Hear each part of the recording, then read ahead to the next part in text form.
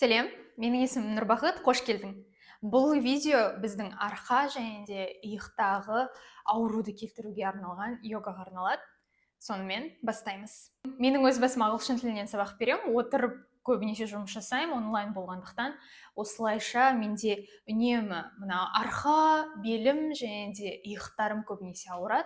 Сондықтан сол жердегі белгілі бір осындай қатты онша емес сезімді кетіруге арналған бұл жаттығулар. Сонымен бастаймыз. Артқа қарай кішкене осылай жатыңқырап, қолдарымызды кішкене бүгеміз. Шынтақпен солайша жауырындарды кішкене аша бастаймыз. Сөйтіп жауырындардың бір-біріне жанасуын сезесің. Осылай кішкене демаламыз. Мұрынмен тыныс аламыз.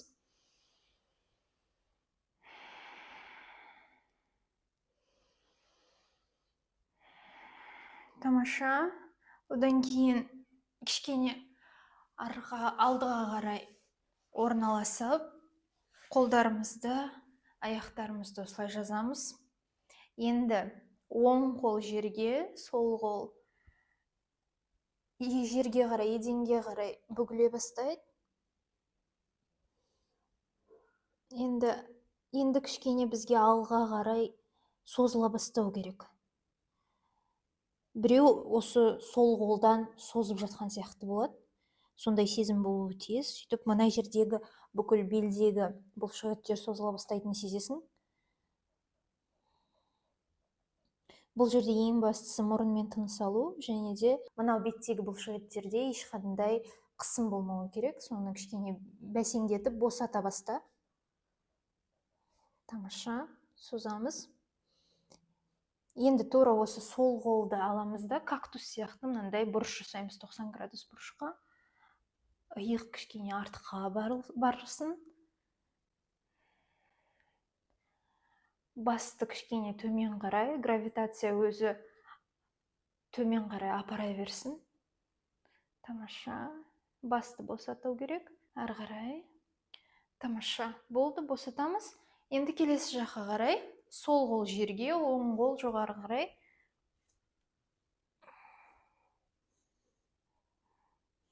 Тамаша. Қайтадан мына қолды біреу созып жатқан сияқты елестетеміз. Сөйтіп, соза бастаймыз. Мына жердегі арқа жақтағы бұлшықеттердің барлығы созылатын сезінетін боласың. Мұрынмен тыныс аламыз. Мына иек жақта ешқандай қысым болмасын, соны да байқап көр. Тамаша. Созыла бер. Тамаша. Мұрынмен тыныс аламыз.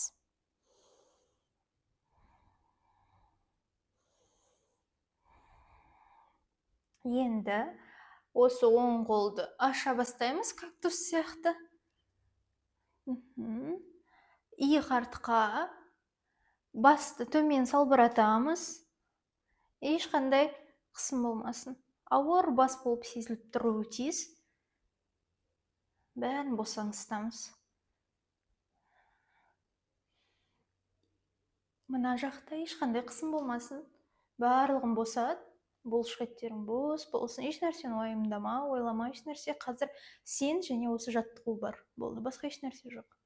Тамаша, бұл қалпымызға ораламыз. Тамаша, енді мысық және сиыр позасына келеміз. Осылай 4 аяқтаймыз. Тамаша, барлығы қолдар иықтың деңгейімен. Тамаша, ыңғайланып тұрып аламыз. Енді бір тыныс аламыз. Сөйтіп төмендетеміз. Осы барлық арқа бұлшықеттерін төмендетеміз. Иық алға, жүрек ашылсын. Осы көкіректің барлығын ашамыз. Тыныс терең демаламыз. Тыныс шығарып жатқан кезде арқаны осылай дөңгелетеміз. Бұл сиыр. Мынау мысық. Терең тыныс аламыз мұрынмен.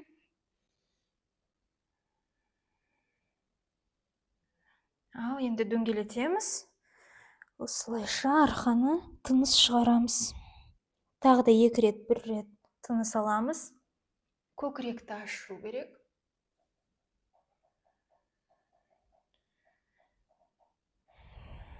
тыныс шығарған кезде осылай дөңгелетеміз арқамызды. Тамаша. Жаймен баяулатып. Тамаша. Ал енді мына екі тізені ашамыз. Кішкене арақашықтық жоғары көбейту керек болып тұр.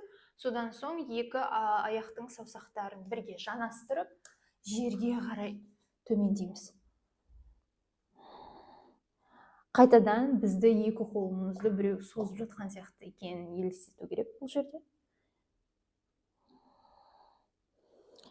Ешқандай қызым болмасын, мойында, баста, иекте, барлығы есіңде, иә? Ешқандай қысым болмасын, барлығын жібер. Денеңді бос ұста.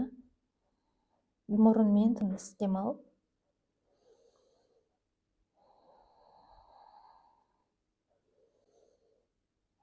Жоғарылаймыз, тұра бастайық. Тамаша. Керемет. Енді қайтадан біздің аяқтарды енді табанмен жоғарылатуға тырысайық. Табанмен жерге қарай. Бөксе артқа жоғарылатуға тырыс. Неғұрлым жоғарылатсаң, бірақ жаймен деп ауырса, олай жасаудың қажеті жоқ, тізені бүгуге болады ауырып жатса. Бұл позаның аты ит осылай тұмсығымен төмен қарап тұр деп аталады. Downward facing dog немесе ағылшын тілінде.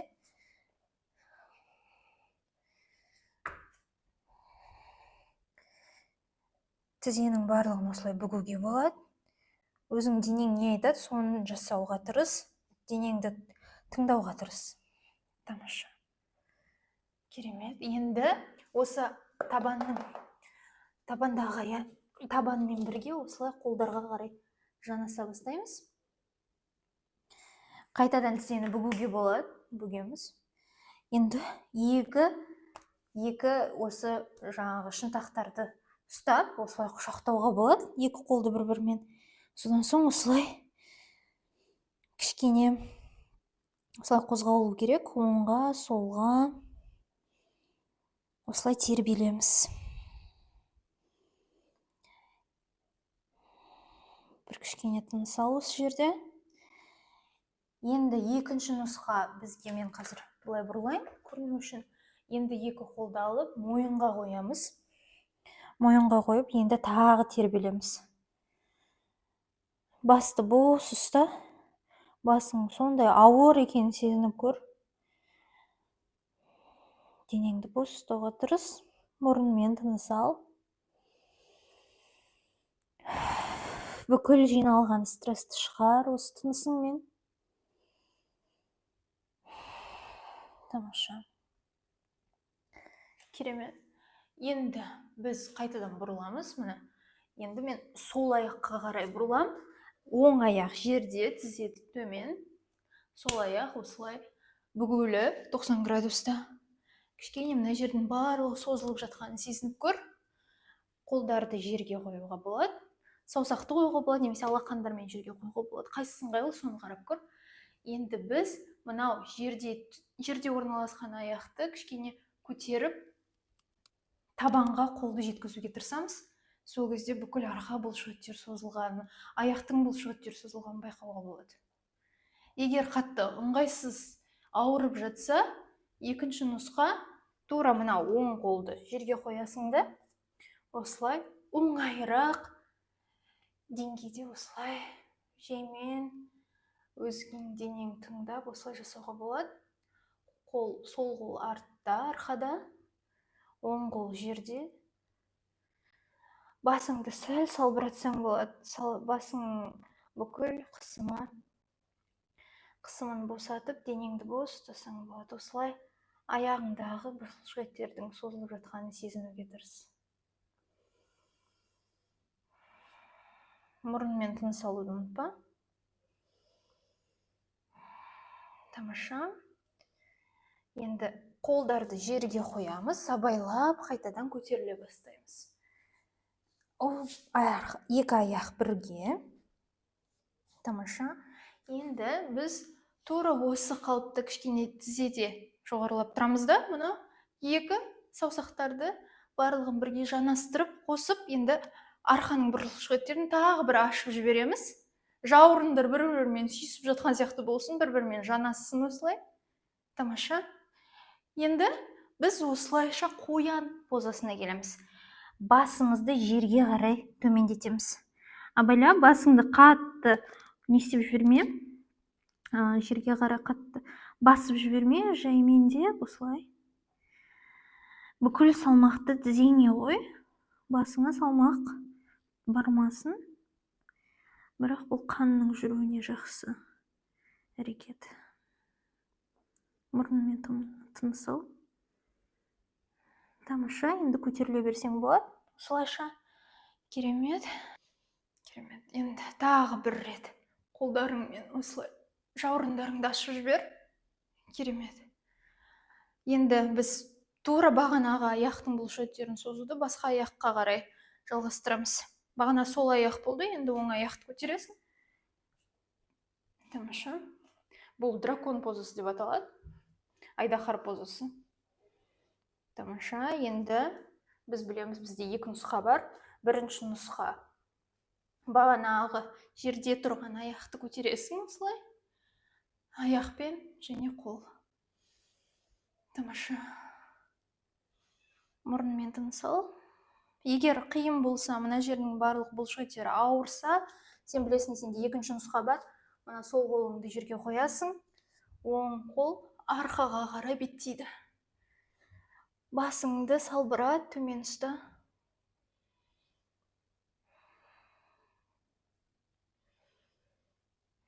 Гравитация өзінің жұмысын жасасын. Бос ұста денеңді. Бұлшықеттерің барлық бос болсын. Тек қана аяқтағы бұлшықеттер созылып жатқанын сезінуің керек бұл жерде. Иекте ешқандай қысым болмасын. Мұрынмен демал.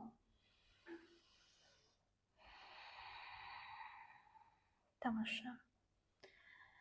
Жаймен де екі қолды жерге қоямыз. Абайлап тұрып көтеріле бастаймыз. Жақсы ма? Тамаша. Екі аяқ бірге, бір қатарда. Тамаша. Керемет. Қайтадан бағанағы жауырындарды шүйістіреміз. Бұл жерде ең бастысы мынау қай саусақ бағана төменде болды, соны жоғарыға қоясың. Міне мысалы, менде бағана былай болды, осылай құлып жасадым. Енді мен былай құлып жасаймын, жақсы ма? Баланс болу үшін. Тамаша. Жауырындарды шүйістіреміз. Енді қоян позасына келеміз. Жақсы, қоянға келдік. Басқа ешқандай салмақ түсірмейміз. Тізеде бүкіл салмақ. Мұрынмен тыныс ал.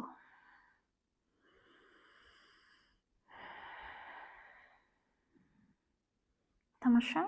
Болды. Көтерілеміз. Тағы бір рет жауырындар шүйістіріп жібер. Керемет. Тамаша. Ал енді кобра позасына келеміз. Жерге қолдарды қоясың, аяқтарыңды созасың. Ал енді кішкене созып жібер. Бір-екі рет жеткілікті.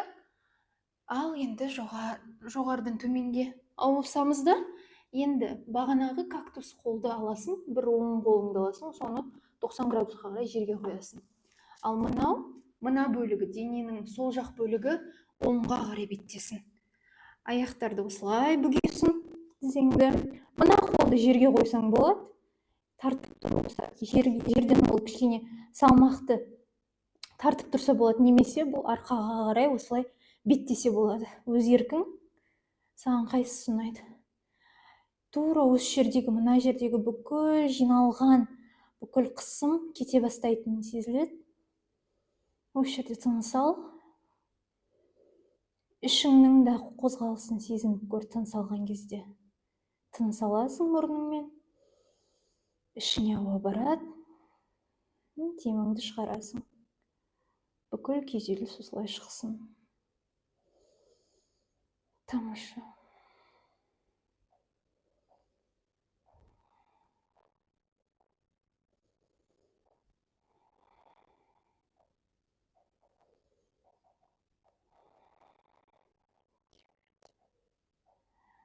Әрбір тынысыңмен, әрбір демалысыңмен бүкіл жиналған күйзеліс қысым шығарылсын. Енді жаймен де қолыңды, аяғыңды өз орнына қалпына келтірсең болады. Абайлап тұра ғой. Тамаша. Енді тура осы жерде ауытқымай сфинкс мысырдағы бар еді ғой ескерткіш, сол сфинкс позасына келеміз осылай. Тамаша, кішкене тыныс ал осы жерде бір-екі рет. Тамаша. Ал енді біз дайынбыз сол жаққа қарай. Мынау сол қол 90 градуста кактус сияқты қалыпта болады, ал дененің оң жақ бөлігі солға қарай беттейді. Құлақ жерге, иық жерге.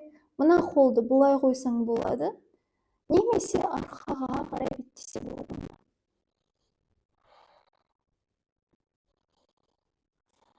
Өте ыңғайлы жатып ал. Тыныс алған кезде бүкіл ішіңе бүкіл ауаның жиналғанын сезін. Тынысыңмен бүкіл күйзелістің шығып жатқанын елестет. Бүкіл жиналған уайым, күйзеліс, қысым барлығы кетсін. Тынысыңмен барлығын шығарып жібер.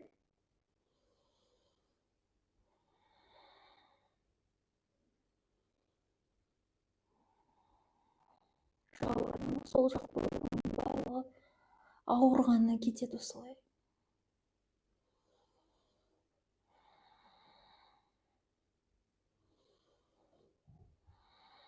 Тамаша. Жаймен қолды аяқты орнына қоямыз, сфинкс позасына ауысамыз. Абайлап, қатты қимылдаудың қажеті жоқ бұл жерде. Баяу барлығын жаса. Тамаша. Ал енді көтеріле бастасақ болады. Абайлап көтеріле ғой. Ыңғайланып отыра ғой. Бұлай тізерлеп отырсаң болады. Немесе аяқтарыңды осылай қосып, мынандай осылай жасауға да болады. Қалай йога позасына отырсаң да өз еркің, қалай отырсаң да өзің еркің. Әйтеуір ыңғайланып отыра алсаң болады. Енді тағы жауырындағы бүкіл иықтағы барлық ауруды кетіру үшін біз мынандай бүркіт позасын жасаймыз. Бүркіт деп аталады. Яғни, мына бұлай қолдарды қоясың, одан соң бұлай бір қолды айналдырып, алақандарды бірге жанастырасың. Сол кезде мына арқадағы бұлшықеттердің ашылып жатқанын тағы да сезінуге болады. Енді бұл жердегі тағы бір жақсы нәрсе, мына иекті төмен қарай, кеудеге қарай жанастырасың. Осы жерде тыныс ал. Мойындағы бұлшықеттер созылып жатыр. Жауырын барлығы созылып жатыр осылайша. Терең тыныс ал.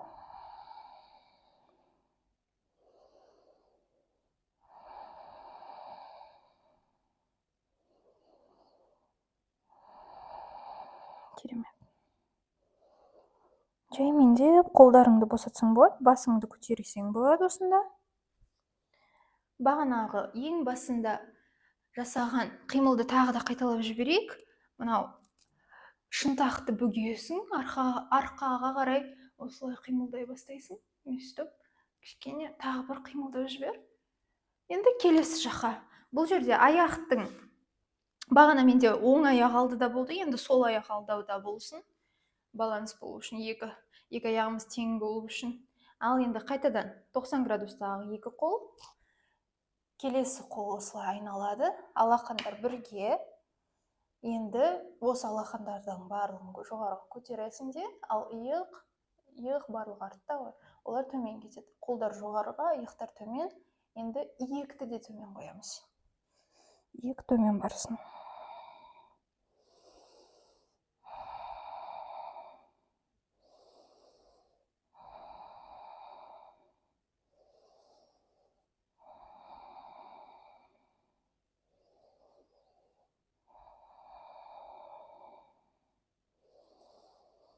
Тамаша. Бір тыныс демал. Енді абайлап ашсаң болады қолдарыңды. Қайтадан артқа қарай иілейік. Тамаша. Бір қимылдар. Тамаша, керемет. Жақсылап бір жауырындарды ашып алдық, Ал енді аяқтауға жақын қалдық. Бірақ мойын қалды бізде. Енді оң қолды жерге жанастырамыз. Мынау сол жақ бөліктегі мойынның бұлшықеттері созыла бастайтынын сезесің. Мынаны өрмелет, саусақтарыңмен жерге өрмелет. Енді созылсын, мойынның барлық бұлшықеттері созылсын. Тамаша.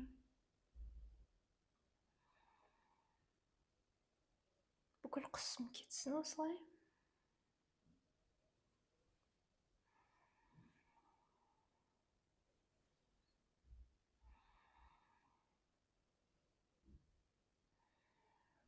Гравитацияның жұмысы жасалынады мұнда. Жерге тартылыс күші жұмыс жасап жатыр. Басыңды бос ұстауға тырыс. Мойынның бұлшықеттері созылсын. Тамаша. Иекті қайтадан енді төмен ұстады. Басыңды осылай солға қарай қимылдат жібер. Тамаша. Енді келесі жаққа қарай. Сол қолдың саусақтарын өрмелетесің осылай. Өрмелетеміз. Тамаша. Өрмеле.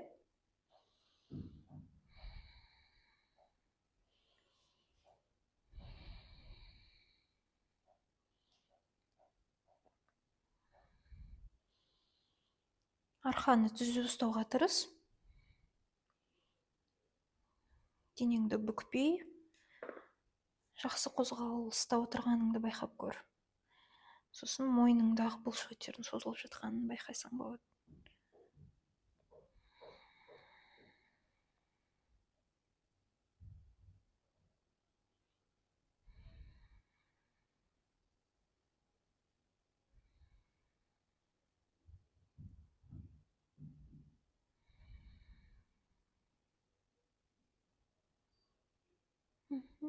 Енді қайтадан иекті айналдырасың денеңмен, кішкене көтеріліп жүр.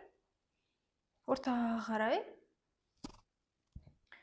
Соңғы қимылдар осылай иекті кішкене алға, артқа қимылдатып жүр.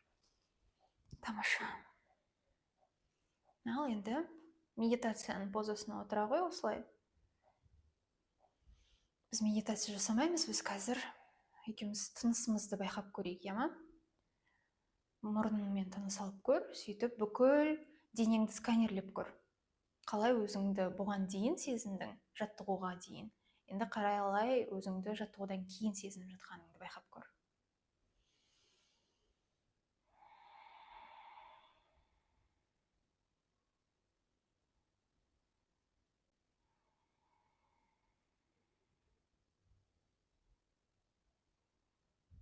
Қалай, байқадың ба?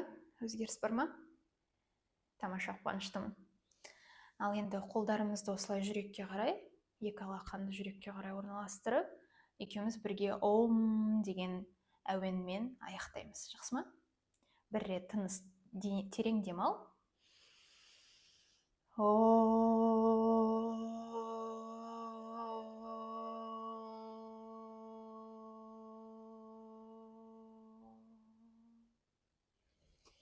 Тамаша, рахмет. Менімен бірге болғаныңа рахмет. Арқаңдағы, бүкіл иықтағы, жауырындағы бүкіл жиналып қалған, мойындағы жиналып қалған қысымның барлығын арылдың деген үміттемін. Келесі кездескенше.